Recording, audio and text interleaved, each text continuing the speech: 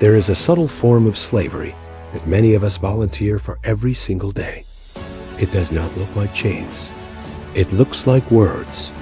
It is the endless, exhausting compulsion to be understood. We believe that if we can just find the right combination of sentences, we can control how the world perceives us.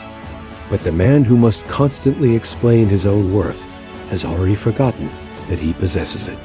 I know the fatigue of the explicable. I know the anxiety that sits in the chest when you feel misunderstood. The urge to correct the narrative. The paragraphs of text typed out in the heat of the moment, trying to clarify a feeling, trying to justify a boundary, trying to prove that your intentions were good. We overcommunicate because we are afraid. We fear that if we are not perfectly understood, we will be discarded. We fear that silence will be filled with judgment. So we rush to fill the silence with noise. We offer up our reasons like an apology. We treat our own life decisions as if they are up for debate, submitting them to a jury of others for approval. It feels like we are fighting for connection, but in reality, we are petitioning for permission. We are asking others to validate our reality before we are willing to inhabit it ourselves. And in doing so, we hand over our power. The Stoics recognized this fragility millennia ago. They understood that the desire to control the opinions of others is a fool's errand. Epictetus, a man born into slavery who found freedom in the mind, gave us an instruction that cuts against the grain of our modern ego. If you want to improve, be content to be thought foolish and stupid. He did not mean you should act foolishly. He meant that you must develop a tolerance for being misjudged. You must be willing to let people be wrong about you. Marcus Aurelius asked himself, does another do me wrong? Let him look to it. He has his own disposition, his own activity.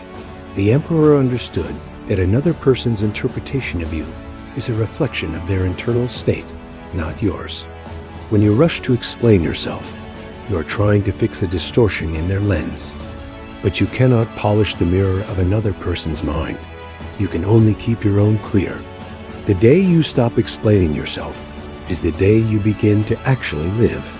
This is not about becoming arrogant. It is not about dismissing the feelings of those you care about. It is about understanding the difference between communication and justification. Communication is a bridge. Justification is a plea. When you operate from a place of Stoic self-possession, you speak your truth once. You state your boundary clearly. You express your affection simply. And then you let it stand.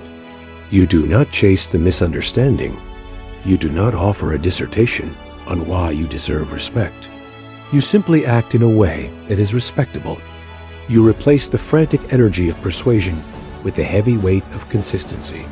If you are kind, your kindness will eventually be seen. If you are loyal, your loyalty will speak for itself.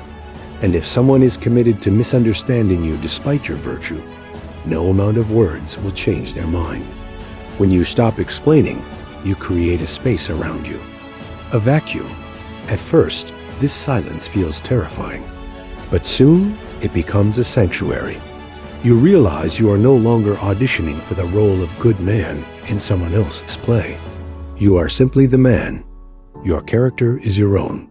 Your reputation is merely the echo. Stop shouting into the canyon. Stand still. Let the truth of who you are be the only explanation you ever need.